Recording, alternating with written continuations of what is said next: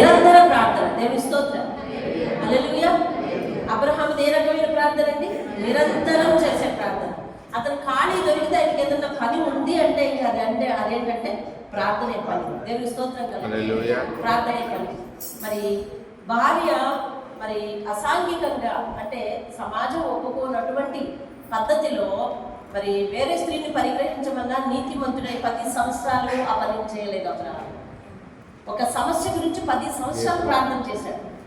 ఒక సమస్య గురించి అర్థమైందండి. ఒక సమస్య గురించి 10 సంవత్సరాలు ప్రార్థన చేశాడు. అంత పట్టుదల కలిగిన వాడు.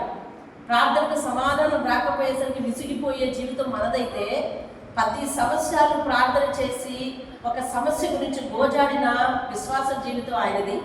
25 సంవత్సరాలు చేసిన వాగ్దానం కోసం ఎదురు చూశాడు. దేవుని స్తోత్రం కలిగి బిడ్డను నీకు ఇస్తాను అని దేవుడు వాగ్దానం చేసిన 25 సంవత్సరాలకి బిడ్డనిచ్చాడు. 25 సంవత్సరాలు వాగ్దానం కొరకు ఎదురు చూశాడు. సమస్య కోసం 10 సంవత్సరాలు ప్రార్థన చేశాడు. కాబట్టి ఇటువంటి గుడ్ క్వాలిటీస్ అబ్రహాంలో ఉన్నాయి. మరి దేవుడు అబ్రహాన్ని ఒక ముత్యం లాంటి ఒకంత ఇచ్చాడు. ఆయన గురించి సాక్ష్యం ఇచ్చాడు. ఏంటది చెప్పండి.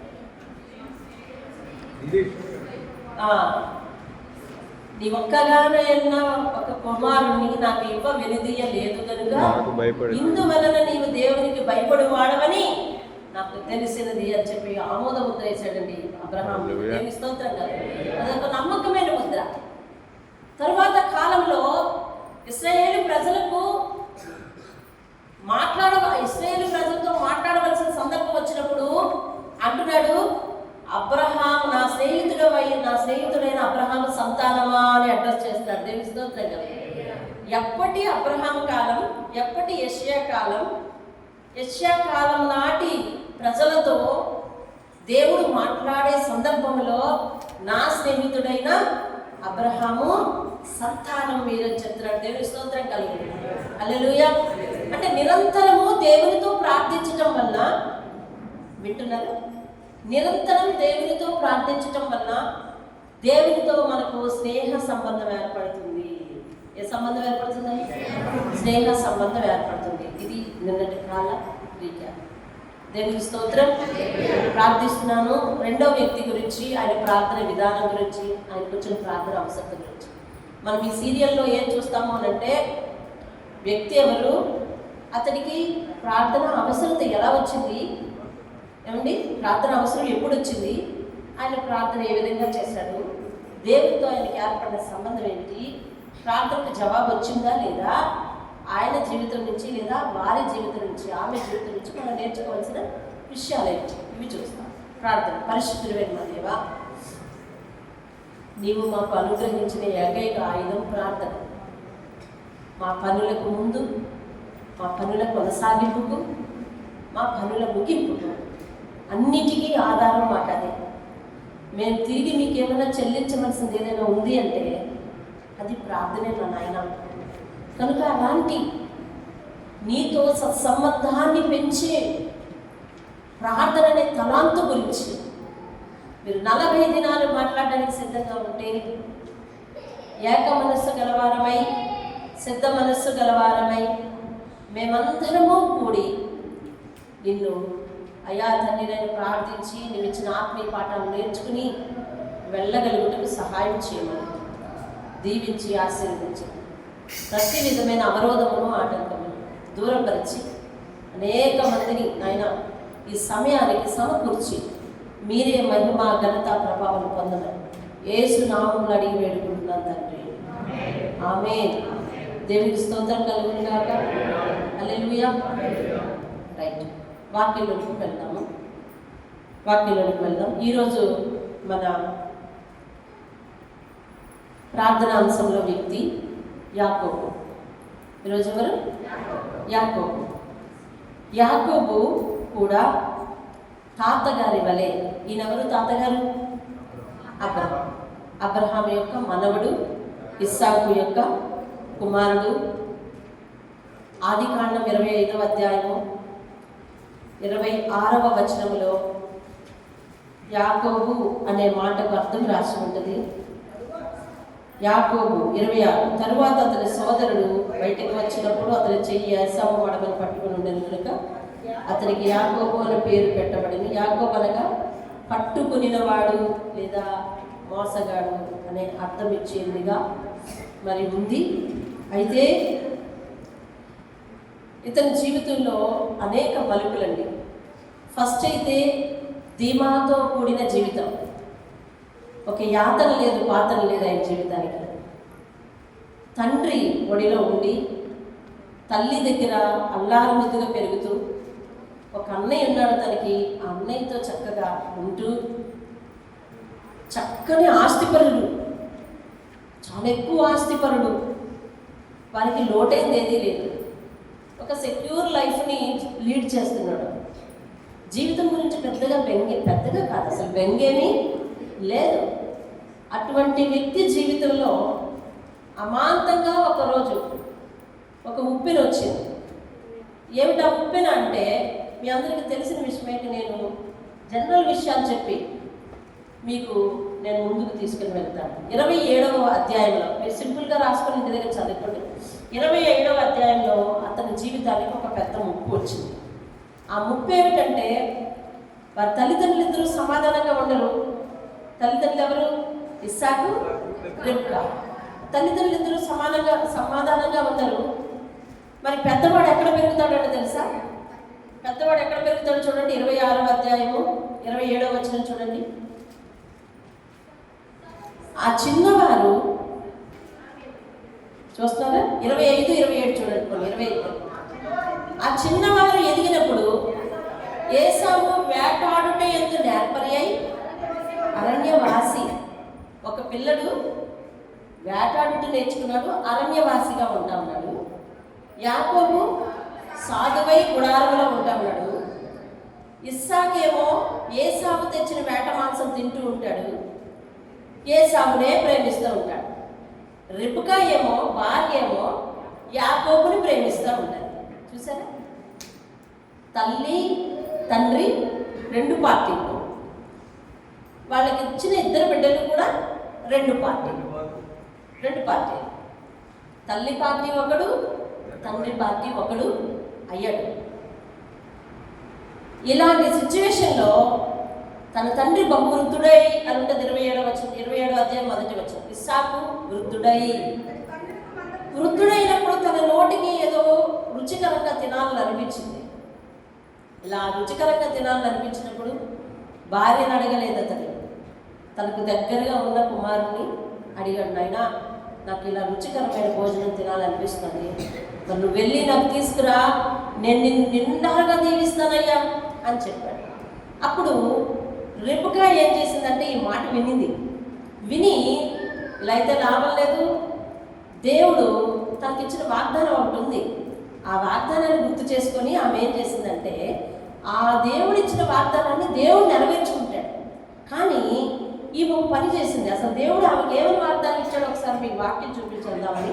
25వ అధ్యాయం 22వ వచనం. 25, 22. ఆమె గర్భంలో శిశువులు ఒకరితో ఒకడు పెరుగులాడని కనుక ఆమె ఎలాగైతే నేను బ్రతుకుట ఎందుకని అనుకుని ఈ విషయమై యెహోవాను అడగ వెళ్ళాను. అప్పుడు యెహోవా ఆమెతో ఇట్లా, నేను 2 జనములు నీ గర్భంలో ఉన్నాయి, 2 జనపదములు నీ కడుపులో నుండి ప్రత్యేకంగా వస్తాయి. ఒక జనపదము కంటే ఒక జనపదం బలిష్టమై ఉంటుంది, పెద్దవాడు. అది ఇది ఎవరు చెప్పిన మాట? దేవుడే చెప్పిన మాట. పెద్దవాడు చిన్నవాడికి దాసుడు అవుతాడు అనంటే ఎవరు పైన ఉంటారు, ఎవరు హెచ్చులో ఉంటారని అర్థం. చిన్నవాడే హెచ్చులో. ఈ వాగ్దానం ఇచ్చింది ఎవరు? దేవుడు. నెరవేర్చవలసింది ఎవరు? దేవుడు. దేవుడికి అవకాశం ఇవ్వలేదు రెబ్కా. వెంటనే ఏం చేసిందంటే తండ్రిని దీవించేస్తానంటున్నాడు.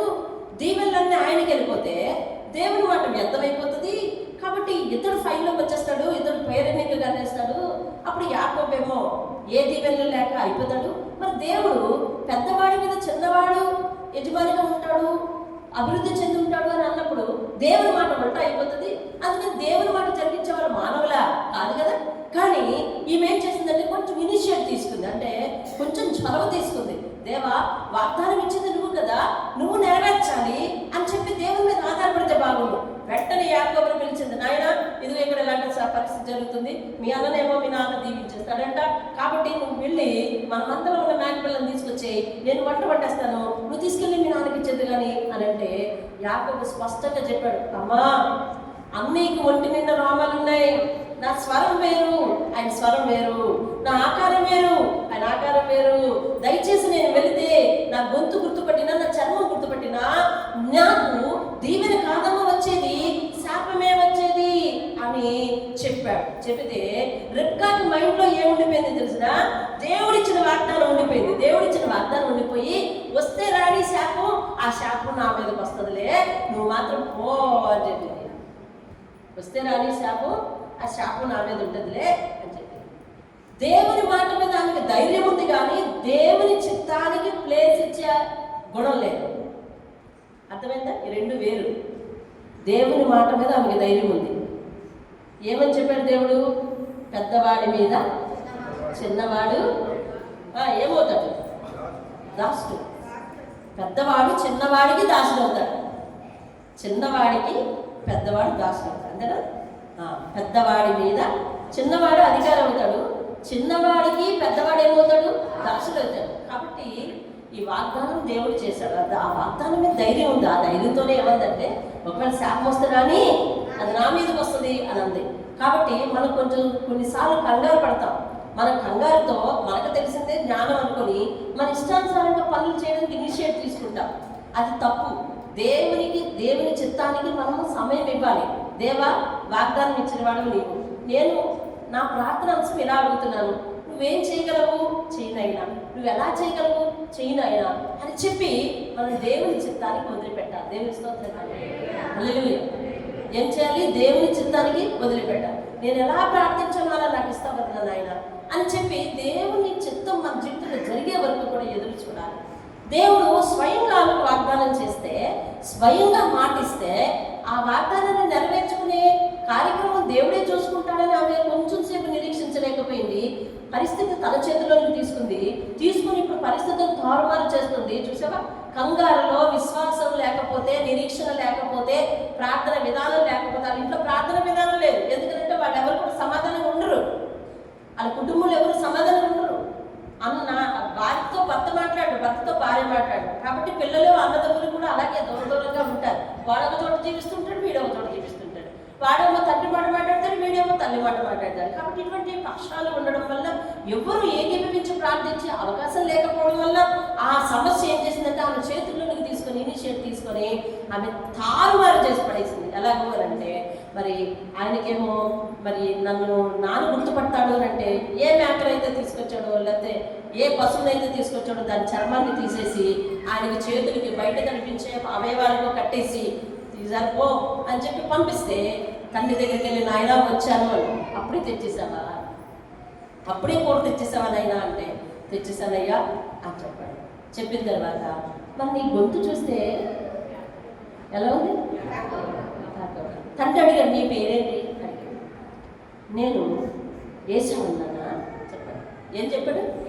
ఏసావుని అని చెప్పాడు. నేను ఏసావు ఉన్నానా అని చెప్పాడు. మరి నీ గొంతు చూస్తే యాకోబులాగుంది, ఏ తిట్టురా దగ్గరరా అని చెప్తాను. తడిని చూశాడు. తడిని చూస్తే ఏసావులాగా అనిపించింది ఆయనకి. సరే పో తినేస్తానని తినేశాడు. అయిపోయాడు. తినేసింది నీకు వరుస పెట్టి దీవించేశాడు. ఈ లోపల ఏసావు వచ్చాడు. నాయన లేచి కూర్చో తిందిగానే అంటున్నాడు. ఇంకా తిండవేందయ్యా, నేను తినేసాను కదా ఇందాకే చెప్తున్నాడు. ఏం తిన్నా? తీసుకొచ్చావు నువ్వు ఇందాక. నేను తినేసాను, దీవించేశాను. నాయనా అని ఏడ్చి, నాయనా అని ఏడ్చి యాకోబంట ఏసావుని ఇలాగ 2 సార్లు దెబ్బతీశాడని తన మీద కోపం వచ్చింది. చూడండి, అది ఇంకో సందర్భం ఎక్కడో చూడండి. అక్కడే మీరు ఇందాక చదివారు కదా, ఇక్కడ 25-29 వచనం చూడండి. నేను చదువుతున్నానే 25-29. ఒకనాడు యాకోబు కలగూర వంటకం వండుకుంటున్నాడు. ఎవరు వండుకుంటున్నారండి? యాకోబే వండుకుంటున్నాడు. కలగూర వంటకం వండుకుంటున్నాడు అంటే వాళ్ళ ఇంట్లో ఎవరికి వచ్చిన కూర వాళ్ళు వండుకుంటారండి, అంతే. ఏసావేమో అలసిన వాడే పొలంలో వచ్చాడు. నేను అలసిన్నాను, నేను ఇప్పుడు వండుకోలేను. చూసావా? అంటే ఏసావుకు వంట చేసి పెట్టదు ఎవరు? తల్లి. నేను వండుకోలేనయ్యా, ఆ ఎర్రగా ఉన్న దాంట్లో కొంచెం దయచేసి నాకు పెట్టు అని అడిగాడు. నాకు పెట్టు అడిగితే 31వ వచనం చూడండి. అందుకు యాకోబు, నీ జ్యేష్ఠత్వం నాకు ఇస్తావా అడిగాడు. నీ జ్యేష్ఠత్వం నాకు ఇస్తావా అని అడిగాడు. ఓహో, అది తినకపోతే నేను చచ్చేలాగున్నాను, నాకెందుకు జ్యేష్ఠత్వం అని ఏసావు ఏమన్నాడు, నేను చావబోతున్నాను కదా, ఈ జ్యేష్ఠత్వం నాకెందుకు అని అంటే యాకోబు అంటాడు, నేడు నాతో ప్రమాణం చేయమని అన్నాడు. అతడు యాకోబుతో ప్రమాణం చేసి జ్యేష్ఠత్వాన్ని అమ్మివేయడం అంటే పూర్తి హక్కులు ఇచ్చాడని అర్థం. కూర ఇచ్చాడు, పూర్తి హక్కులు తీసుకున్నాడు, ప్రమాణం తీసుకున్నాడు అని అర్థం. యాకోబు ఆహారమును చిక్కుడుకాయల వంటకమును ఏసావుకి ఇచ్చాడు. అతడు తిని త్రాగి వెళ్ళిపోయాడు. జ్యేష్ఠత్వాన్ని తృణీకరించింది ఎవరు? ఏసావు. ఇతడు ఆప్షన్ తీసుకున్నాడు. ఇక్కడ కూడా అతను చేసింది ఏం లేదు. అయితే ఒక పూట కూర అన్నయ్యకి ఇవ్వడం కోసం ఏకంగా జ్యేష్ఠత్వాన్ని అడగాలా అనేది రీజనింగ్ కదా.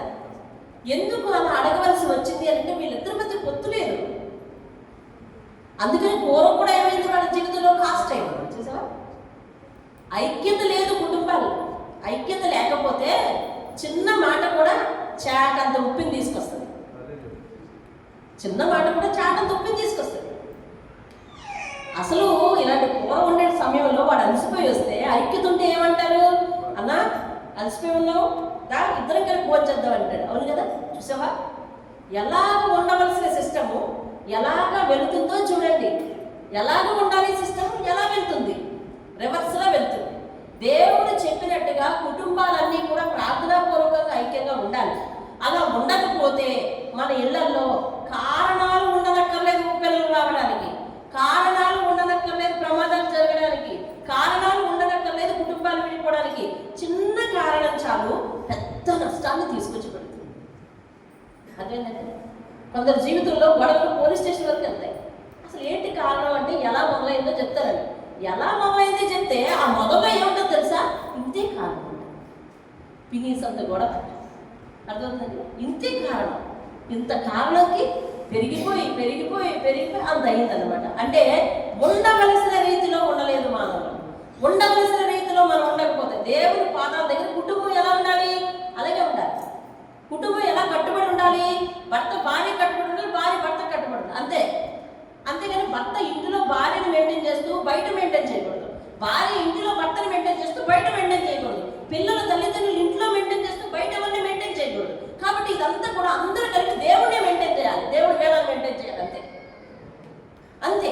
అంతకు మించి ఏమైనా జరుగుతుంది అని అంటే కనుక లేనిపోయిన పార్టీలు వస్తాయంటే దేవుడు మీ ఇద్దరిని దీవించి ఇద్దరు పిల్లల్ని ఇస్తే చిన్నదేమో నాదంటావు, పెద్దదేమో నీదంటావు, చిన్నవాడు నాదంటావు, పెద్దవాడు నీదంటావు. ఇద్దరు ఆడపిల్లలు, ఇద్దరు మగపిల్లలు అయితే అది వేరే పార్టీ. ఒక పిల్ల, ఒక ఆడపిల్ల, ఒక మగపిల్ల అయితే అందులో కూడా పార్టీయే. కూతురు నా కూతురు, కొడుకు నీ కొడుకు, ఇట్లా పిల్లలు అంటారండి. ఆ మాట నీ కొడుకు, పిల్లలు అంటారు, నీ కూతురు అంటారు.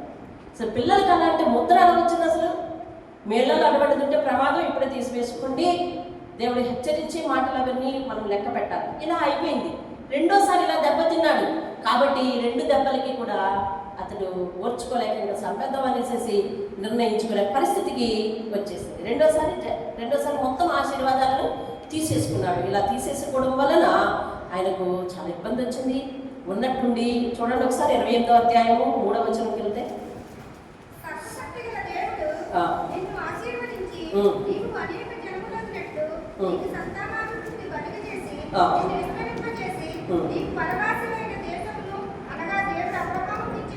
నీవు స్వాస్థ్యంగా చేసుకున్నట్లు ఆయన నీకు అనగా నీకును నీతో కూడా నీ సంతానములకు అబ్రహామునకు అనుగ్రహించిన ఆశీర్వాదం దయచేయను గాక అని దీవించి యాకోబును పంపేసాను. ఎవరు పంపేశారు? తండ్రి. బాబాతను చంపేస్తున్నాడు, నేను మాత్రం సెక్యూరిటీ ఇవ్వలేను. కాబట్టి శ్రమను పుట్టించారు తల్లిదండ్రులు, ద్వేషాలను పుట్టించారు తల్లిదండ్రులు, కానీ వాళ్ళ సమస్యలకు పరిష్కారం ఇవ్వలేకపోతున్నాను అంటున్నాడు. ఇప్పుడు ఏమంటున్నాడు తెలుసా? నేనేం చేయలేను, నీ బాధ నువ్వు చూసుకో, వెళ్ళిపో అన్నాడు. అప్పుడు వచ్చింది యాకోబుకి ఏంటి అవసరం తెలుసా? ఏం అవసరం వచ్చింది చెప్పండి? ప్రార్థన అవసరం వచ్చింది. ప్రార్థన అవసరం ఎప్పుడు వచ్చింది? ఇంటి నుంచి అమాంతంగా బయటకు వెళ్ళిపోవలసిన పరిస్థితి వచ్చినప్పుడు యాకోబుకి ప్రార్థన చేయాల్సిన అవసరం వచ్చింది. ఉన్న పరిస్థితి తారుమారైనప్పుడు ప్రార్థన చేయాల్సిన అవసరం వచ్చింది. మీ జీవితాలలో మీరు ప్రార్థన ఎప్పుడు చేస్తారు? పరిస్థితి తారుమారు అయిపోయిన తర్వాత చేస్తారా? అలా కాదు. దేవుడు చెప్పిన మాట, నిన్నటి మాట ఏంటి? మత్తయి సువార్త 26:41 మీరు శోధనలో ప్రవేశించకుండా ముందుగానే ప్రార్థన చేయాలి. ఎప్పుడు ప్రార్థన చేయాలి? మేళలో ఎప్పుడు ప్రార్థన చేస్తారు? ఇదిగో మేళలో ప్రార్థన చేస్తారా? యాకోబు ఇప్పటి వరకు ప్రార్థన చేయలే. ఇప్పుడు ఒంటరైపోయాడు. ఇప్పుడు ప్రార్థన చేస్తున్నాడు. చూడండి 28వ అధ్యాయం, మీకు అడ్రస్ మాత్రమే చెప్తాను. 28వ అధ్యాయము 10వ నుంచి 22 వరకు కూడా ఆయన చేసిన ప్రార్థన, దేవుని దర్శనాన్ని పొందుకున్నాడు. దేవుని స్తోత్రం కదండి.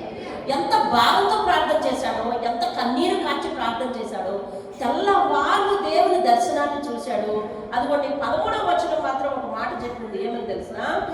యెహోవా దానికి పైగా నిలిచి, నేను నీ తండ్రి అయిన అబ్రహాము దేవుణ్ణి, ఇస్సాకు దేవుడైన యెహోవాను, నీవు పండుకొని ఉన్న ఈ భూమి నీకు నీ సంతానానికి ఇస్తాను. నువ్వు ఎక్కడైతే ఒంటరిగా వచ్చి పడుకున్నావో నాయనా, ఈ పడుకున్న భూమిని నేను ఎవరికి ఇస్తాను? నీకు. నేను ఎవరిని చెప్పాడు? ఎవరిని? మీ తాతయ్య గారి దేవుణ్ణి, మీ నాన్నగారి దేవుణ్ణి. నువ్వు పడుకున్న స్థలాన్ని నీకు ఇస్తాను అని చెప్పాడు. చెబితే యాకోబు మళ్ళీ ఏమన్నాడు తెలిసిన? 20వ వచనం, నేను తిరిగి నా తండ్రి ఇంటికి క్షేమంగా వచ్చినట్లు దేవుడు నాకు తోడైంది, నేను వెళ్ళుచున్న ఈ మార్గంలో నన్ను కాపాడి అన్నాడు. అంటే అక్కడ ఉండడు అన్నమాట. ఎక్కడ ఉండడు? మీకు అర్థమైందా? దేవుడు ఏమన్నాడు దర్శనంలో కనిపించి? నీవు పండుకొని ఉన్న ఈ స్థలాన్ని నీకు ఇస్తాను అంటే స్టే హియర్ అని అర్థం కదా. ఇక్కడే ఉండు అని కదా అర్థం. అంతేనా? ఇక్కడే ఉండు అని అర్థం కదా. ఆయన ఏమని తిరిగి ప్రార్థన చేస్తాడు తెలుసా? అయ్యా, నేను వెళ్ళు మార్గమంతా నన్ను కాపాడు అంటాడు. అంటే ఇది దేవునికి నచ్చినట్టుగా మాట్లాడుతున్నాడు, నచ్చినట్టుగా మాట్లాడుతున్నాడు. ఇప్పుడు చూసారు, దేవునికి వ్యతిరేకం. మన ప్రార్థనలు ఎలాగే ఉంటాయి. దేవుడు ఏ పద్ధతిని పాటించమంటాడో, దేవుడు ఏ గుణగణాలు కలిగి ఉండమంటాడో ఆ గుణగణాలు కలిగి ఉన్నాం. కానీ మనకు అవసరం వచ్చినప్పుడు మాత్రం ఇలా ప్రార్థిస్తాం, దేవా నేను వెళ్తున్నాను, నా పని చూడు, నాకంటే ముందుకెళ్ళు, నాకడున్న ఆటంకాలను తొలగించు, అవతల నాతో అనుకూలంగా ఉండేటట్టు చెయ్యు. మనం ఇచ్చే డైరెక్షన్స్, దేవుడికి డైరెక్షన్స్ ఇస్తున్నాం. అంటే ఆయన రాసుకుంటాడు నువ్వేమేమి పని చెప్తున్నావు కదా. ఆయన చెప్పిన పని నువ్వు రాసుకోలేదు. ఆయన ఎలాగ ఉండబడినట్టు నీకు వెళ్ళే పని జరగాలి అంటే, నీ త్రోవలు అభివృద్ధి చెందాలి అంటే, ఏ దిక్కు కూడా నీకు సంబంధించిన ఏ పనిని బిగబెట్టకుండా ఉండాలి అంటే, నేను అన్ని దిక్కులకు ఆర్జిస్తాను, కానీ నువ్వు మాత్రం యథార్థంగా ఉండాలి, నువ్వు మాత్రం సద్గుణశీలుడివై ఉండాలి, నువ్వు మాత్రం వినయం విధేయత ఉండాలి అని అంటే మనం ఇది రాసుకోవట్లా.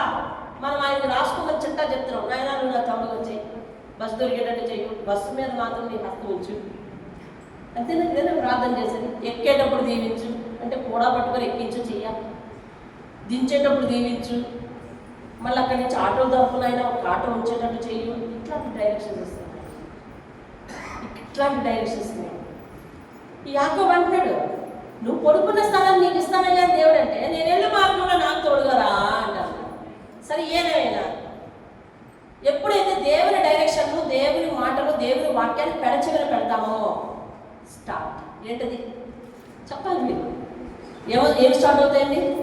శ్రమలు స్టార్ట్ అవుతాయి. దేవుని మాటలు పెడచెవిన పెడతామో స్టార్ట్ అవుతాయి శ్రమలు. అక్కడి నుంచి లేచెళ్ళి వాళ్ళ అమ్మగారు చెప్పారు ఏమనంటే, మా అన్నయ్య గారు ఇంటికి వెళ్ళిపోబాబు అని చెప్పింది. ఎవరు? వాళ్ళ అమ్మగారు. ముందు వాక్యాల్లో చదువుకోండి. వాళ్ళ అమ్మగారు చెప్పింది ఏమనంటే, మా అన్నయ్య గారి ఇంటికి వెళ్ళిపోబాబు అని చెప్పింది. కాబట్టి అన్నయ్య గారి ఇంటికే వెళ్ళాలనుకున్నాడు తప్ప, నేను ఇల్లు దాటి ఒంటరిగా అరణ్యంలో పడుకుంటే దేవుడు నేనున్న స్థలాన్ని చూసుకొని నా ప్రార్థన ఆలకించి నేనున్న చోటికి వచ్చి పరలోకం నుంచి భూమి మీదకి నిచ్చెన లేసి దేవదూతలతో సహా ఆయన వచ్చి ఆయన నాతో మాట్లాడుతున్నాడు, నువ్వు పడుకున్న స్థలాన్ని నీకు ఇచ్చేస్తాను బాబు, నీ సంతానానికి ఇచ్చేస్తాను, ఇక్కడ ఉండు అంటే లేచిపోయి వాళ్ళ అమ్మగారు చెప్పారంటే మామయ్య గారి ఇంటికి వెళ్ళిపోయాడు. అర్థమైందండి? ఇప్పుడు రొట్టె విరిగి మళ్ళీ ఎక్కడ పడింది తెలుసుదా? నేతులనా? వాటిని సరి పెట్టాల మీరు. పొయ్యిలో పడింది. ఇప్పుడు లాభాన్ని ఇంటికి వెళ్ళిపోయాడు. లాభాన్ని అన్నాడు, నువ్వు నా బంధువి, నువ్వు నా రక్తానివి, నువ్వు నా ఎముకవి అన్నాడు. అప్పుడు వెంటనే యాకోబు సన్నగా ఉండేవాడల్లా లావుగయ్యాడు. పొగిడాడు కదా. సరే, వాడికి 2 కుమార్తెలు ఉన్నారు. వెంటనే అబ్బాయి ఏం చేశాడంటే ఆ చిన్న కుమార్తె మీద దృష్టి పెట్టాడు. అప్పుడు ఒక 4 రోజులు ఉన్న తర్వాత లాభాలు అంటున్నాడు, నాయనా నువ్వు ఇలా ఒక్కడిగా ఉండడం ఎందుకు, ఒక్కడే ఉండడం ఎందుకు, ఉత్తరే పని చేయడం ఎందుకు, నీకు నేను ఎంతో కొంత జీతం ఇస్తాను అని అంటే, నాయన మావయ్య నువ్వు నాకేమి ఇవ్వద్దు, మీ అమ్మాయిని చిన్న అమ్మాయిని నేను ఇష్టపడ్డాను కాబట్టి ఈయనే చెప్పేస్తాడు జీతం. చూసావా, ఈయనే చెప్పేస్తాడు జీతం. దేవా నువ్వు పడుకున్న స్థలాన్ని నాకు ఇస్తానన్నావు, నేను అక్కడ ఎలా ఉండాలి, ఎలా తాకేసుకోవాలి, ఎలా జీవనాన్ని ప్రారంభించాలని దేవుడు ఇట్లా వచ్చేసాడు. వాళ్ళ అమ్మగారు చెప్పిందని అక్కడ వచ్చేసి ఇక్కడికి వచ్చి చేసే పని అంటే ఇంకో ప్రైవేట్ పని. అర్థమైందండి? మనము సొంత పనులు కాక ప్రైవేట్ పనులు ఎక్కువ చేస్తుంటాం. అందుకని మన జీవితంలో శోకమే తెచ్చుకుంటాం. ఇది గ్యారెంటీ. మనము మన పనులు కాక మనకు ప్రైవేట్ అఫైర్స్ మీద కానీ దృష్టి పెట్టామో మన జీవితం స్మాష్ అయిందన్నమాటే. అందులోంచి తప్పించుకునే ముచ్చెక్కర లేదు. సామెత కన్నా స్పష్టంగా చెప్పింది, ఇదిగో ఎవరి మీద నీ దృష్టి మళ్ళితే నీ పరిస్థితి బాగోదని. అయ్యగారికి ఆయన మీద దృష్టి మళ్ళింది. వెంటనే ఏమైంది తెలిసిన, ఈయనే చెప్తున్నాడు, మామయ్య నేను నీకు 7 సంవత్సరాలు నీకు పనిచేసి పెడతాను. ఎన్ని సంవత్సరాలు? 7 సంవత్సరాలు నీకు పనిచేసి పెడతాను. మీ అమ్మాయి నాకు అయిపోయింది. వాళ్ళ పెళ్లి దగ్గర మనం ఎక్కువసేపు ఆగద్దు. 7 సంవత్సరాలు అయిన తర్వాత లాభాను తన కుమార్తెను ఆయనకి ఇచ్చి పెళ్లి చేశాడు. పెళ్లి చేసేసిన తర్వాత పాపం ఉదయాన్ని చూసుకుంటే రాహేలు కాదు, తను ఇష్టపడ్డ అమ్మాయి కాదు, అక్క. తనకు జబ్బు కళ్ళు ఉన్నాయి. అక్కకు పెళ్లి చేయకుండా చెల్లికి ఎలా చేయాలని చెప్పి అక్కకి ఇచ్చేసాడు. ఇచ్చేస్తే మామయ్య ఏంటి ఎలా చేశావు అని అంటే మామయ్య చెప్తున్నాడు, అక్కడ చూడండి, దేవుణ్ణి విడిచిపెట్టేస్తే బోనసుల మీద బోనసులు వచ్చినట్టుగా ఉంటాయి కానీ కుంపట్లో పడతాం అన్నమాట. ఇది చూడండి 27వ వచనం, 26వ వచనం, ఏది 29వ అధ్యాయము 26వ వచనం. అందుకు లాభాలు, బాబు పెద్దదానికంటే ముందుగా చిన్నదాన్ని ఇచ్చడం మా దేశం మర్యాద కాదు. ఇవి యొక్క వారము అనగా గడువు సంపూర్ణం చేయు, నీకు 7 సంవత్సరాలు నాకు కొలువు చేయి. ఇప్పుడు ఏం చెప్తున్నాడు జీతం? ఇందాక ఎవరు చెప్పారు? చెప్పాడు. కొంచెం సొంత ఇంట్రెస్ట్ మీద చెప్పాడు. నాయన 7 సంవత్సరాలు నీ పేడకళ్ళన్నీ, మీ పశువుల పేడకళ్ళన్నీ నేనే తీస్తా అన్నాడు. ఉండి చేసేది ఏంటి? పశువులు మేపడమే కదా. అదేంటంటే దొడ్డి తొట్టం, పశువులు మేత తీసుకెళ్ళడం, తిరిగి తీసుకురావడం, దొడ్లో పెట్టడం, మళ్ళీ వాళ్ళు వెళ్ళిన తర్వాత దొడ్డు తుడుచుకుని ఇదే పని మన అయ్యగారి పని. ఈ లోపల దేవుడు దర్శనం ఇచ్చిన తర్వాత ఒక్కనాడు కూడా దేవుడికి ప్రార్థన చేసినట్టు 7 సంవత్సరాలు చూడాలి. అప్పుడు లాభాలు తిరగబడి ఏమన్నాడంటే, అలాగే కుదరదు, పెద్దవాడిని ఇవ్వాలా అని చెప్పి ఇంకో 7 సంవత్సరాలు చెయ్యి అన్నాడు. 7 సంవత్సరాలు ఎటువంటి జీతం లేకపోతే మరో పనుడు దొరికాడు కదా. బాండ్ ఏమైంది? ఎక్స్టెన్షన్ అయ్యింది. 14 సంవత్సరాలు దేవుని తలుపు లేకుండా. యాకోబు మీ అధ్యాయం చదువుకోండి, అసలు దేవుడు అనే ఊసు లేకుండా అయ్యగారు అదే పనిలో ఉన్నాడు. ఆమెను చూసుకుంటూ ఉండడం, పని చేసుకోవడం, ఆమెను చూసుకుంటూ ఉండడం, పని చేసుకోవడం, ఇదే పని అయిపోయింది. దేవుని తలుపు లేదు, దర్శనమిచ్చిన దేవుని జ్ఞాపకం రాలేదు, దేవుని తలుపు లేదు, సొంత ఇష్టాన్ని నెరవేర్చుకునే స్థితిలో పడిపోయాడు. అయిపోయింది. 7 సంవత్సరాలు అయిన తర్వాత రాహేలు ఇచ్చి పెళ్లి చేశాడు. పెళ్లి చేసిన తర్వాత ఆ ఆనందంలో ఇప్పుడు యాకోబు అంటాడు, ఏమో తెలుసా, మరో 7 సంవత్సరాలు నీ దగ్గర ఉంటాను మావయ్య అన్నాడు. ఆ వాక్యం చూస్తారా మీరు? చూడండి ఒకసారి. 29. మరియు లాబాను తన దాసి అయిన బిల్హాను తన కుమారైన రాహేలు దాసిగా ఇచ్చను. యాకోబు రాహేలు కూడాను, మరి అతడు లేయా కంటే రాహేలును ప్రేమించను. రాహేలు ఎక్కడమ్మది? అదే కదా 30 వచ్చినాయి కదా. బాగుగా ప్రేమించి అతనికి మరి 7 ఏళ్ళు కొలువు చేయమన్నారు. ఇప్పుడు ఎవరు చేయమన్నారు?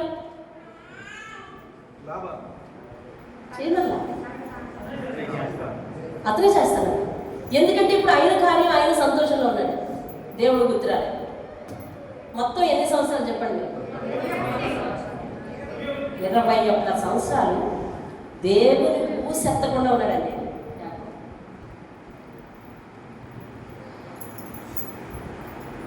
అయితే ప్రార్థన వీరుడు ఎలా అయ్యాడు కదా ఒక క్వశ్చన్. అది కష్టం వచ్చిన తర్వాత ప్రతి ఒక్కడి మోకాళ్ళు ఖచ్చితంగా ఉన్నది. కష్టం వచ్చిన తర్వాత నేను మొన్న ఒకసారి చెప్పినట్టున్నాను, ఆ బాధ పెడతా ఉంటే నాయనా తండ్రి అంటుంటే ప్రతి ఊపిరిలో కూడా దేవుడా ఇప్పుడు కదా, ప్రతి ఊపిరిలో కూడా. అంటే మన శరీరం ఏదో ఉండుంటే ప్రతి ఊపిరిలో కూడా దేవుడి స్వరం, దేవుడి నామం స్మరిస్తూ ఉంటాం అన్నమాట.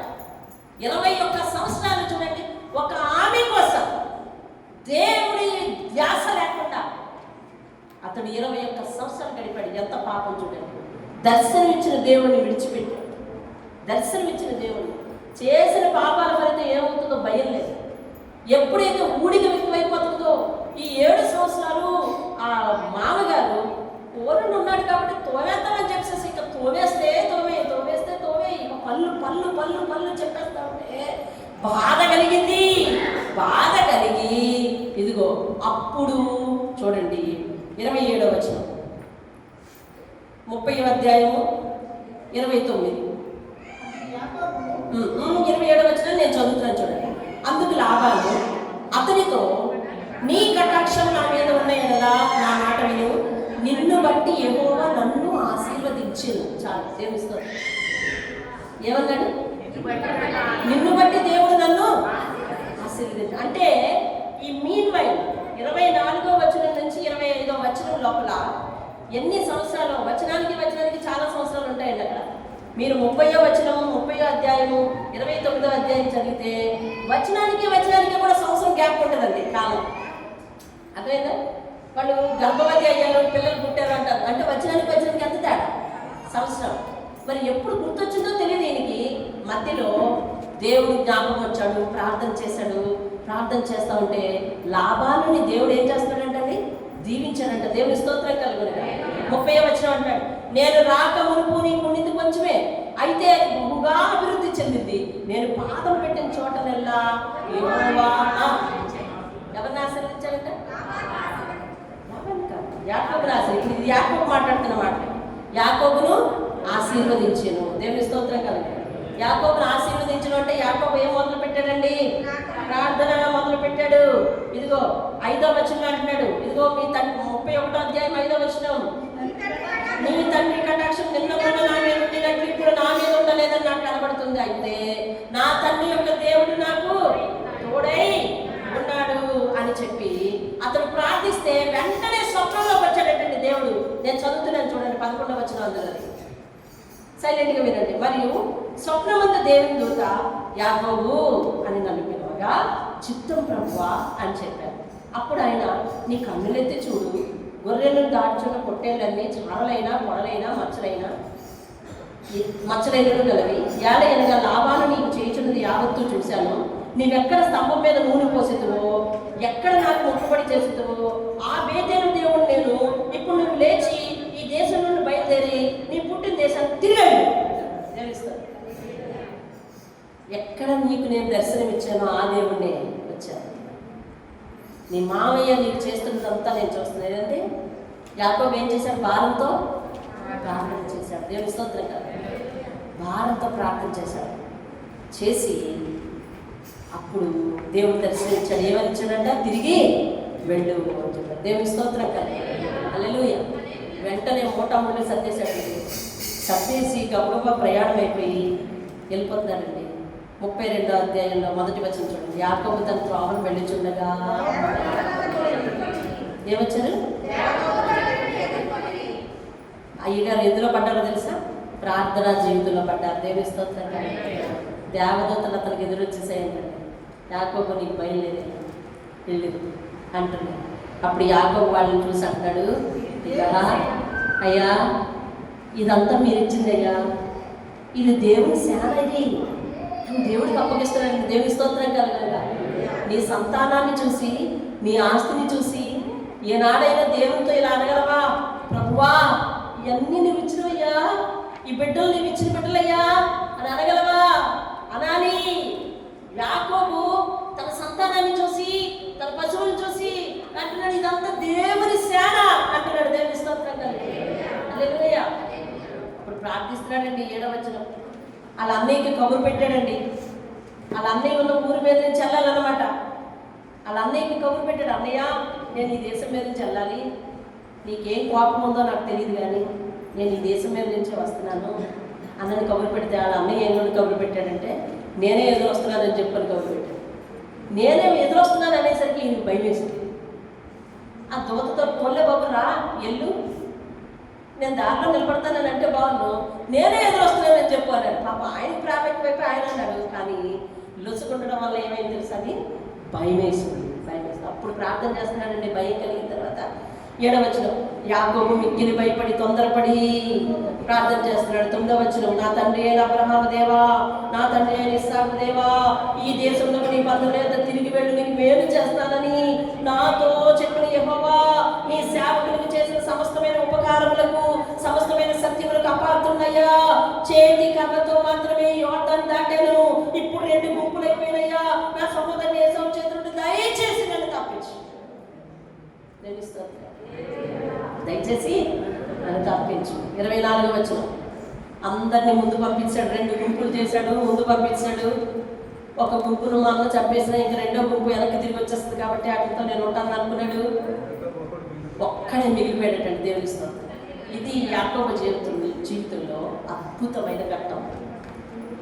ఆయనకి భయం ఆవరించింది. ఏ భయం తెలుసా? ఏ భయం? మరణ భయం. అతను ఒక్కడికైనా మరణ భయం? తన వారందరికీ. ఒకప్పుడు ఒక్కని మరణ భయం, ఇప్పుడు ఎంతమంది అయింది? అది గుంపుది అయ్యింది, కుటుంబాన్ని అయ్యింది. చూసావా? కుటుంబాన్ని అయ్యింది. దేవునితో ఎప్పుడు చెప్పిన మాట వింటూ సన్నిహిత సంబంధం కలిగి ఉంటే సమస్య పెద్దదిగా కనిపించదు. దేవునితో సన్నిహిత సంబంధం లేకుండా కష్టాలు వచ్చినప్పుడు మాత్రమే దేవుని దగ్గరికి వెళ్ళాడు కనుక సమస్యలాగే కనిపిస్తుంది యాకోబుకే కాదు, నీకు కూడా. నువ్వెప్పుడు దేవునితో సన్నిహిత సంబంధాన్ని కలిగి ఉంటే నీ జీవితంలో ఏ సమస్యలు వస్తే, ఇదా నా దేవుడు చూసుకుంటాడు, ఇదా నా దేవుడు గట్టెక్కిస్తాడు, ఇదా దేవుడు నన్ను సాక్ష్యపేట దగ్గర నిలబెడతాడు, ఆ సమయం రాణి ప్రభువా అని ప్రార్థన చేస్తాం. దేవునితో సన్నిహిత సంబంధం లేకుండా కష్టాలలో మాత్రమే దేవుని దగ్గర మోకరించే వాళ్ళు అయితే గనక మనకు సమస్య బుద్ధి బండలాగా కనిపిస్తుందండి. దేవుని స్తోత్రం. అందుకని దేవుడు యాకోబు ఒక్కడే మిగిలిపోయాడు. ఇప్పుడు అందరితో చేసే ప్రార్థన కాదు, ఒక్కడే ప్రార్థనకు వచ్చేసాడు. ఎందుకని నీడు ఎక్కువైపోయింది, అవసరం ఎక్కువైపోయింది, తీవ్రత ఎక్కువైపోయింది. అంటే అవసరత ఎక్కువైనప్పుడు, తీవ్రత ఎక్కువైపోయినప్పుడు యాకోబు చేసినట్టుగా ఒంటరి ప్రార్థన చేయాలన్నమాట. మనం ఏ ప్రార్థన చేయాలి చెప్పాలన్నా, ఒంటరి ప్రార్థన ప్లస్ ఆల్నైట్ ప్రేయర్ చేయాలి. ఇదిగో ఆల్నైట్ ప్రేయర్. ఆది కాండంలో ఆల్నైట్ ప్రేయర్ ఇక్కడ ఉంది, చూడండి కావలిస్తే. 24వ వచనం, యాకోబు ఒక్కడు మిగిలిపోయాను, ఒక నరుడు తెల్లవారు వరకు. 26వ వచనం, తెల్లవారుచున్నది గనుక నన్ను పోని అని దేవదూత అడుగుతా ఉంటే, నీవు నన్ను ఆశీర్వదించితేనే కానీ నిన్ను పోనీయను. ఆల్నైట్ ప్రార్థనలో మనం ఎంతమంది గడుపుతామండి? ఎందుకు గడపాలి? కష్టము మోతాదు ఎక్కువైపోయిన తర్వాత గడపాలా? మనకి ఇప్పుడు దేవుడు చెప్పిన సూత్రం ఏంటి? సాధనలో ప్రవేశించకుండా నువ్వు గడపాలి. అర్థమైందా? ఈ సంవత్సరం నుంచి నేను ఇదివరకు కూడా నేను కలిసి చేసేవాళ్ళం. అలాగా ఈ సంవత్సరం నుంచి తనకి వీలున్న లేకపోయినా మీతో పాటు ఆన్లైన్ కాక నేను సింగిల్గా ఒక ఆన్లైన్ చేస్తాను. జనరల్ నెలది అయిపోయింది కదా. అర్థమైందా? వ్యక్తిగతంగా దేవునితో వెనుగులాగా నేను ఆశీర్వదించాలి ఖచ్చితంగా. దేవుని స్తోత్రం. నువ్వు ఆశీర్వదించాలి ఖచ్చితంగా. అయ్యా తెల్లారిపోతుంది నన్ను పోనీ అయ్యా అంటే, నువ్వు ఆశీర్వదించితేనే కానీ నేను పోనివ్వను. ఎందుకు అలా అంటున్నాడో తెలుసా? ఇప్పుడు వదిలితే తనకి దిక్కు లేదు. ఎందుకో తెలుసా? అయ్యా తండ్రి ఇంటిని విడిచిపెట్టొచ్చాను, అయ్యా తల్లి ఇంటిని విడిచిపెట్టొచ్చాను, అన్నదమ్ముల శత్రుత్వానికి లోనయ్యా, మామగారిని నమ్మాను, నా జీవితం అంతా గుదిబండగా అయిపోయింది. ఇప్పుడు చూస్తే ఒక్కడిని ఉన్నాను. నువ్వు నాకు ఇచ్చిన ఆ సంతానం అంతా కూడా మరణమయ్యే పరిస్థితికి వచ్చేసింది. ఇలాంటి సందర్భంలో నీవు తప్ప నాకు దిక్కెవరు లేదు, నీ మీదే ఆధారపడుతున్నాను అని చెప్పి పట్టుకుని వదలలేదంటండి. అక్కడికి దేవదూత తన తుంటి మీద కొట్టేసిందండి కూడా. దేవదూత అనగా దేవుడే, కొట్టిన వదలలేదంటే పట్టుదల. తెల్లవారు ప్రార్థన చేశాడంటే దేవునికి స్తోత్రం. హల్లెలూయా. 28వ వచనం, అప్పుడు ఆయన 27వ వచనం,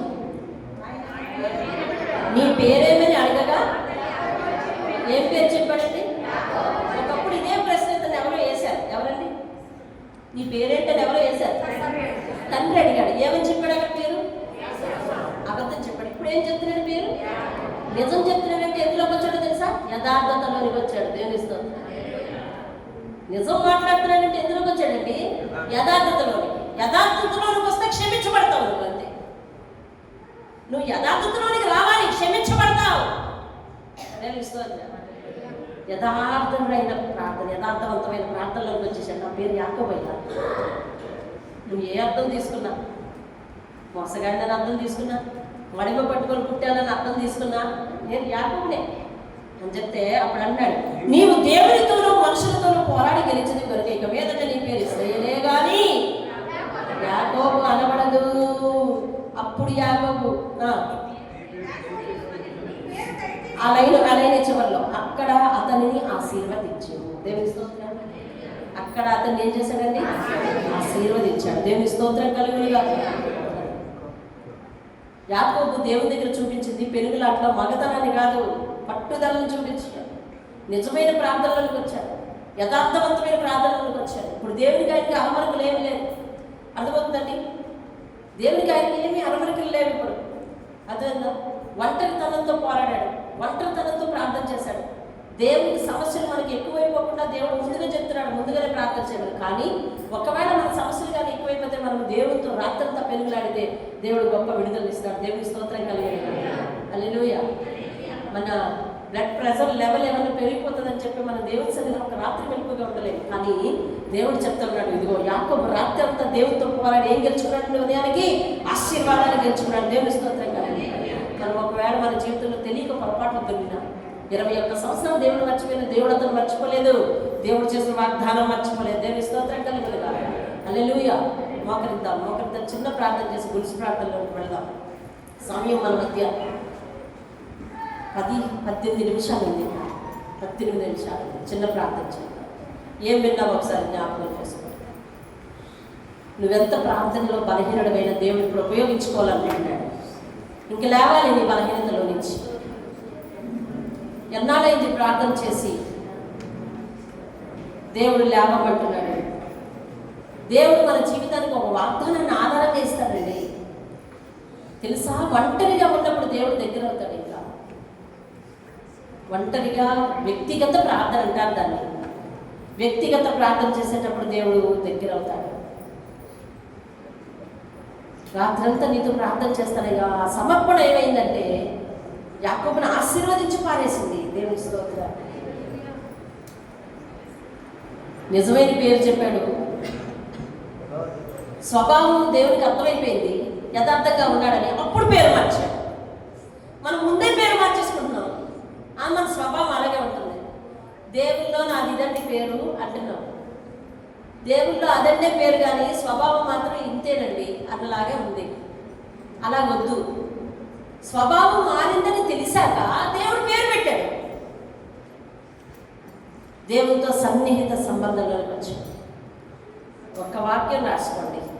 135వ కీర్తనలో దేవుడు యాకోబుని ఎలా చేసుకున్నాడంటే తెలుసా? స్వకీయ ధనముగా చేసుకున్నాడంట. స్వకీయ ధనముగా చేసుకున్నాడు. 132:3లో కీర్తన 132:3లో దావీదు దేవుడిని పలకరిస్తూ అంటాడు, యాకోబు యొక్క బలిష్ఠుడైన దేవుడా అంటాడు. 21 సంవత్సరాలు ప్రార్థన చేయని పాపిని దేవుడు రక్షించాడండి. దేవుడు రక్షించాడు. ఇక నుంచైనా ప్రార్థన విధానాన్ని పెంచుకుంటాడు. దావీదుకు ప్రార్థన అవసరం ఎలా వచ్చింది? ఒంటరితనం ఎదురైంది, భయం, మరణ భయం ఎదురైంది, భవిష్యత్తు మీద అనిశ్చితత ఏర్పడింది.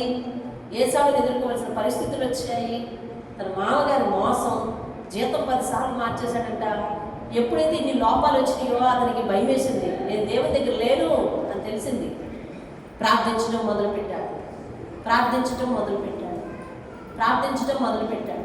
యథార్థంగా ప్రార్థించడం మొదలుపెట్టాడు. తప్పు తెలుసుకుని ప్రార్థించడం మొదలు పెడుతున్నాడు. ఎప్పుడో యాకోబుని ఆశీర్వదించడం మొదలు పెడుతున్నాడు దేవుడు. ఈ సంవత్సరం నుంచైనా వ్యక్తిగతంగా రాత్రిపూట ప్రార్థన, సంఘంతో రాత్రిపూట ప్రార్థన నేర్చుకుంటావా? ఎన్నాళ్ళు అలా ఉంటావు? అసలు 21 సంవత్సరాలు మన కథానాయకుడు అలాగే ఉన్నాడు. ఉండిపోయాడు. స్త్రీ ప్రేమ కోసం అలా ఉండిపోయాడండి. దేవుణ్ణి అంతగా ప్రేమించాము మనం. వాగ్దానం ఇచ్చిన దేవుణ్ణి ప్రేమించలేకపోయాడు యాకోబు. అయినా దేవుడు తప్పు క్షమించి వెంటనే దర్శనమిచ్చి తన కుటుంబాన్ని ఎంతగానో వాగ్దాన దేశం వైపు నడిపిస్తున్నాడు. మళ్ళా దేవుడు ఆయన ఎంత ప్రేమ, నువ్వెంత ఎడబాటు చూపిస్తున్నా, నువ్వు ఆయన విషయం ఎంత మూర్ఖత చూపిస్తున్నా, నిన్ను ప్రార్థనా పరులుగా చేసి తన హక్కులు చేర్చుకోవాలనుకున్నది దేవుని యొక్క ఉద్దేశం. ఏ యాకోబుకైతే దర్శనం ఇచ్చాడో ఆ యాకోబును తిరిగి వ్యక్తిగతంగా దేవుని కలుసుకొని తన సొంతం చేసుకున్నాడు. ఇశ్రాయేలు వంశంగా 12 గోత్రాల అధిపతిగా, గొప్ప ఆశీర్వదించబడిన జనముగా, అబ్రహాముకి ఇచ్చిన వాగ్దానమును నెరవేర్చే జనముగా చేశాడు. లెక్కకు ఆకాశ నక్షత్రాల కంటే లెక్కకు ఎక్కువైన సంతానాలు యాకోబు గర్భమున దేవుడు కొనసాగింప చేశాడు. దేవుని స్తోత్రాలు. హల్లెలూయా, హల్లెలూయా, హల్లెలూయా. ప్రార్థన విను దైవం, మన దైవం. ప్రార్థన ఆలకించేవాడు. దేవుడు మనకిచ్చిన తలాంత ఏంటో తెలుసా? ప్రార్థన. దేవునికి మనం తిరిగి ఏదైనా చెల్లించగలం అనేది ఏదైనా ఉందంటే అది ప్రార్థనే. దేవునితో సహవాసం పెంచుకోవాలి. ఇన్ని గంటలు ప్రార్థన చేస్తాను, అన్ని గంటలు ప్రార్థన చేస్తాను లెక్క చూసుకోకు. దేవునికి ఎంత సమయాన్ని ఇస్తున్నామని లెక్క చూసుకో. నీ జీవితంలో 10వ వంతు దేవునికి ఇవ్వగలుగుతున్నావా? అదిగో దేవుని నీకు ఇచ్చిన 24 గంటల ఆయుష్లో 10వ వంతు ఏది తెలుసా? మన జీవితంలో దేవునికి మనం ఇచ్చే డబ్బులే ఎక్కువ, సమయం తక్కువ. ఇది ఆధ్యాత్మిక లెక్కల ప్రకారం, ఆధ్యాత్మిక నిపుణులు వేసిన లెక్కల ప్రకారం మనిషి దేవుడికి ఇచ్చే డబ్బే ఎక్కువ, మనిషి దేవుడికి ఇచ్చే వస్తువులే ఎక్కువ. కానీ మనిషి దేవుడికి ఇచ్చే సమయం తక్కువ అండి. సమయం తక్కువ. నువ్వు డబ్బులు ఎక్కువ ఇస్తున్నావా, సమయం ఎక్కువ ఇస్తున్నావా? రెండూ ఇవ్వాలి. సమయంలో 10వ వంతు, బలములో 10వ వంతు, ఆయుష్లో 10వ వంతు, ధనములో 10వ వంతు అన్ని ఇవ్వాలి. ఇదిగో వాళ్ళ నాన్నకి ఎవరు నేర్పారు? అబ్రహాముకు ప్రార్థన చేయమని ఎవరు నేర్పారు? కానీ ప్రార్థన చేశాడు. 10వ వంతు ఇవ్వమని ఎవరు నేర్పారు? కానీ 10వ వంతు ఇచ్చాడు. యాకోబుకు 10వ వంతు ఇవ్వాలని సమర్పణ చేసుకోమని ఎవరు నేర్పారు? అదిగో తాతను చూసి నేర్చుకున్నాడు. మరి నువ్వెవరిని చూసి నేర్చుకోవాలి? అతను రాత్రంతా ప్రార్థన చేసి పెరుగులాడాడు. నువ్వెవరిని చూసి నేర్చుకోవాలి? ఆయన చూసి పట్టుదల కలిగిన ప్రార్థన నేర్చుకోవాలి. అంతేగాని 21 సంవత్సరాలు దేవునికి దూరంగా ఉండి అమ్మాయిని ప్రేమించడం కోసం, ఆ వ్యక్తులను ప్రేమించడం కోసం, స్నేహితులను ప్రేమించడం కోసం మన సమయాన్ని వెచ్చించే దౌర్భాగ్య స్థితిలో ఉండకూడదు. మంచిని గ్రహించు, వాక్యంలోది దేవుడు యొక్క ఉద్దేశాన్ని గ్రహించు. 21 సంవత్సరాలు దేవుని మాట వినకపోవడం వల్ల 21 సంవత్సరాలు శ్రమే పడ్డాడు యాకోబు. ఊడిగం చేశాడు, పని మనిషిగా జీవించాడు, స్వతంత్రత లేకుండా జీవించాడు. ఇదిగో స్వేచ్ఛ, స్వతంత్రత నీకు ఉండాలి అంటే, బానిస సంఖ్యను తెగాలి అంటే, కష్టం నుంచి విడిపింపబడాలి అంటే దేవునితో ఏకాంతంగా నువ్వు చేసే ప్రార్థన, దేవుని సన్నిధికి నువ్వు ఇచ్చే 10వ వంతు యొక్క ప్రార్థన, నీ సమయం, నీ ఆయుష్లో 10వ వంతు, నీ కష్టాంతంలో 10వ వంతు, ఇవన్నీ కూడా నీకు ఆశీర్వాదాలై నీ మీదకు వచ్చి తీరుతాయి. దేవుడే నిన్ను ఎదురొచ్చి దేవుని శానాన్ని పలకరిస్తాడంటే దేవుని పైగా నీకు ఇచ్చిన ఆస్తిని, నీకు ఇచ్చిన పిల్లలు, నీకు ఇచ్చిన సంపాదనను దేవా నీవు ఇచ్చిందే దేవుని ఫలం అని అనగలుగుతున్నావా? యాకోబు చెప్పాడయ్యా, ఇది దేవుని సేన. ఎప్పుడు గుర్తుపెట్టుకుంటావా పాత జీవితం? యాకోబు గుర్తుపెట్టుకున్నాడు, చేతి కన్నుతో మాత్రమే ఇక్కడికి వచ్చాను. ఇప్పుడు 2 గుంపులు ఎత్తున్నారు, నువ్వే కదా ఇలా చేశావు. ఇప్పుడు మరణాపాయం నా మీదకి రాలేకపోతయ్యా. పరిశుద్ధులు వెళ్ళిపోతారు. ఈ ప్రార్థన మీ పాద సన్నిధి చేర్చుకోండి. ఈ యొక్క వాక్యాలు కన్నా వాక్య ప్రకారం వారి మనసుని సిద్ధం చేసుకోండి. నీకు ఇష్టడై జీవించలాగా వారిని దీవించి సంపూర్ణ రాత్రి ప్రార్థనలోనికి, వ్యక్తిగత ప్రార్థనలోనికి దేవుని మాట విని ఖచ్చితమైన జీవితంలోనికి, యథార్థవంతమైన జీవితంలోనికి, కష్టాలు వచ్చినప్పుడు మాత్రమే మోకరించే ప్రార్థన కాక పట్టుదల కలిగి చేసే ప్రార్థనలోనికి వారందరినీ నడిపించేయాలి. నేను అబ్రహాం జీవితం ద్వారా నిరంతరం చేసే ప్రార్థన, విశ్వాసంతో చేసే ప్రార్థన, స్వార్థం లేకుండా దేవునికి ఇచ్చే ప్రార్థన ఆయన చేశాడు.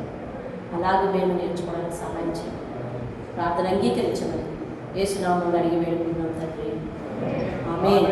ఆమేన్. వెంటనే డిస్కస్ అవుదాం. మగవారి ఇటువైపు ఆడవాళ్ళ ఇటువైపు కుర్చీలకు వెనకబెట్టి తొందరగా మన ఎదుట 10 నిమిషాలు ఉంది. 10 నిమిషాలు మన సంతానాల కోసం ప్రార్థన చేద్దాం. ఎంతమంది మీకు సంతానం ఉంది చెప్పండి, చేతులు ఎత్తండి. ఎంతమందికి సంతానం ఉంది? అందరూ కూడా మీ గర్భఫలాల గురించి ఈరోజు ప్రార్థించారు. ఓకేనా? గర్భఫలాల గురించి ప్రార్థించారు. వారిలో శత్రుత్వం రాకూడదు, వారు ప్రార్థన పనులుగా ఉండాలి. దేవుడు చెప్పిన మాటలు విని దేవుని దగ్గర నుంచి దీవెనలే పొందుకోవాలి తప్ప కష్టాలలో నుంచి కష్టాల్లోనికి నెట్టపడకూడదు. అర్థమైందండి? జీవితం కాలిపోయిన తర్వాత దేవుని పట్టుకునే పరిస్థితి వాళ్ళకు ఉండకూడదు. ప్రార్థన చేద్దాం. మహాగరుడైన మా తండ్రి, నీ పరిశుద్ధ పాదములకు వందనాలయ్యా. స్తుతులు, స్తోత్రాలు, స్తోత్రాలు. మీ బిడ్డలను తలుచుకోండి. ప్రార్థన చేసే సమయంలో అయ్యా మీ బిడ్డల పేర్లు ఎత్తుకోండి. నేను సంఘం అంతటి తరపున ప్రార్థన చేస్తున్నాను. అయ్యా నీకు స్తోత్రములయ్యా, స్తోత్రములు, స్తోత్రములు, స్తోత్రములు, స్తోత్రములు, స్తోత్రములు. సంఘ బిడ్డలను జ్ఞాపకం చేసుకోండి. సంఘ కుటుంబాలలో దేవుని సేన, నీవిచ్చిన బిడ్డలయ్యా, నీవిచ్చిన బిడ్డలు, నీవిచ్చిన సంతానం, గర్భఫలము నాయన, అయ్యా వారసత్వం తండ్రి. అయ్యా తండ్రి నాయన, మా బలము వారు బాబు, మా కళలు వారు తండ్రి, మా భవిష్యత్తు వారు నాయన, అయ్యా మా ఆస్తి వారు తండ్రి నాయన. అయ్యా బిడ్డలందరినీ నీ చేతికి అప్పగిస్తున్నాను. యేసావు యాకోబుల వలె అయ్యా తండ్రి వారి తల్లిదండ్రుల వలె మేముండకుండా అయ్యా తండ్రి ఆ బిడ్డలు ప్రభువా పార్టీలు లేకుండా ఒకరినొకరు ప్రేమించుకుని వారై అయ్యా తండ్రి తల్లిదండ్రులను ఇద్దరిని కూడా ప్రేమించేవారై, ఇద్దరి యొక్క అవసరతలు చూసేవారై, ఏకీభవించి ఆలోచన చేసేవారై, అయ్యా ఏకీభవించి నిర్ణయాలు తీసుకునేవారై ఉండునట్లుగా దీవించయ్యా. ఎవరి జీవితాలు ఎలా దీవించబడుతున్నాయో, యోసేపు అలాగైపోయాడు, యాకోబు ఇలాగైపోయాడు. అయ్యా తండ్రి ఇద్దరికి తల్లిదండ్రులు అడ్రస్ లేకుండా అయిపోయారు. అయ్యా తండ్రి అయ్యా ఇద్దరు పిల్లలు కలిసి ఆడుకోవడం, కలిసి మాట్లాడుకోవడం, ఆ ఆనందం తల్లిదండ్రులకి ఇద్దరికి లేదయ్యా. యాకోబుకు, ఇస్సాకుకు, రిబ్కాకు లేదు. అటువంటి దౌర్భాగ్యం ఆయన సంఘ కుటుంబాలన్నింటినీ నీ చేతికి అప్పగిస్తున్నాను. ఎవరికి అటువంటి కుటుంబాలు అటువంటి పరిస్థితులు దాపరించద్దు. మా పిల్లలు మొదటి నుంచి ప్రార్థనా పరులై ఉండాలి నాయన. అయ్యా అతని పేరు పేరున అందరినీ దీవించమని ప్రార్థిస్తున్నాను. అందరూ ప్రార్థనా పరులై ఉండాలి. బిడ్డలు ప్రార్థనా పరులై ఉండాలి. నీ నిర్ణయం చెప్పులు చేసేగలిగే వాళ్ళు అయి ఉండాలి. నీ చిత్తం కొరకు ఎదురు చూసే వాళ్ళు అయి ఉండాలి. అయ్యా నీ కాడి మోసే వాళ్ళు అయి ఉండాలి. నీ భారం మోసే వాళ్ళు అయి ఉండాలి. నీ పనికి ఉపయోగపడే పాత్రలు అయి ఉండాలి. అయ్యా తండ్రి నాయన నీ పనికి ఉపయోగపడే పాత్రలు అయి ఉండాలి. నీ చిత్త ప్రకారం చేసే పాత్రలు అయి ఉండాలి. అయ్యా నీ వాక్కును అర్థం చేసుకుని దాని ప్రకారం నడవగలిగిన పాత్రలు అయి ఉండాలి. వారు ఒకరినొకరు ప్రేమించుకునేవారై, తల్లిదండ్రులు ప్రేమించేవారై, దేవుని ప్రేమించేవారై, దేవుని దగ్గర నుంచి ఆశీర్వాదాలు ప్రభువా అయ్యా దాన్ని పొందుకునేవారుగా, సంపాదించుకునేవారుగా అవ్వాలి. మా బిడ్డల మధ్య ఎలాంటి పరిస్థితులు, శత్రుత్వాన్ని తీసుకురావద్దయ్యా. మా మాటలు, మా పెంపకం అయ్యా తండ్రి నాయన, మా యొక్క నాయన పెంచే విధానం అయ్యా తండ్రి, వారికి ఏర్పాటు చేసే విధానం, వారికి అమర్చే విధానం అయ్యా తండ్రి నాయన, వారిలో శత్రుత్వాన్ని పెంచద్దయ్యా. ప్రేమానురాగాలను పెంచుటకు సహాయం చేసి అట్లా ఎట్లా పెంచాలో మాకెవరికి మేము రాంగ్ స్టెప్ వేస్తుంటే ఆ తల్లిదండ్రులకు జ్ఞానం ఇచ్చి డైరెక్షన్ చేయాలి నాయన. ఇదిగో తల్లి కుమారుడు, ఇదిగో తల్లి పిల్ల, తండ్రి పిల్ల అనే పార్టీలు లేకుండా ప్రతి కుటుంబాన్ని నాయన ఇది దేవుని కుటుంబం, దేవుని బిడ్డలు, దేవుని సేన అన్నట్టుగా జీవించగలగడానికి సహాయం చేయాలి.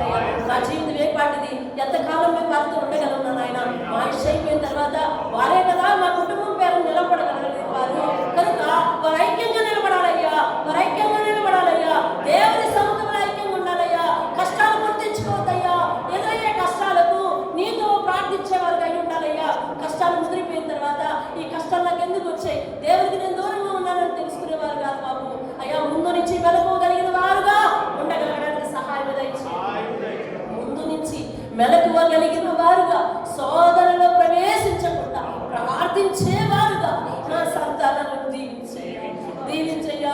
వారిద్దరూ కలిసి కూర్చుని భోజనం చేసినట్టు లేదయ్యా, మా నలుగురు కలిసి కూర్చుని భోజనం చేసినట్టు లేదయ్యా. మా కుటుంబాలలో వద్దయ్యా. దూర ప్రాంతంలో ఉన్నప్పటికీ కూడా మా బిడ్డలు అయ్యా తండ్రి అనివార్య కారణాల వల్ల హాస్టల్లో ఉండి చదువుకుంటున్నప్పటికీ ఆయన మా మధ్య భౌతికమైన దూరమే కానీ మనసులో దూరం ఉండడానికి వీల్లేదు నాయన. మనసులో దూరం ఉండడానికి వీల్లేదు నాయన. అయ్యా ఒకే శరీరాన్ని రక్తాన్ని పంచుకుని పుట్టిన బిడ్డలు నాయన.